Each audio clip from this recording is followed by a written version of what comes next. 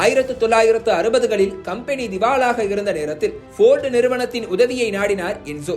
ஆனால் அது கைகூடி வராததால் 1969இல் தனது நிறுவனத்தின் 50% பங்குகளை ஃபியாட் நிறுவனத்திற்கு விற்றார். ஃபியாட் நிறுவனம் செய்த முதலீடு புதிய மாடல் கார்களை உருவாக்கவும் ரேஸ்களில் கவனம் செலுத்தவும் என்சோவுக்கு அவகாசம் அளித்தது. அத்தோடு வருடத்திற்கு 619 கார்களை மட்டுமே தயாரித்து வந்த கெப்பாசிட்டியும் 1240 கடந்தது. தயாரிப்பு இரட்டிப்பானதில் விற்பனை அதிகரித்து வருமானமும் பெருகியது.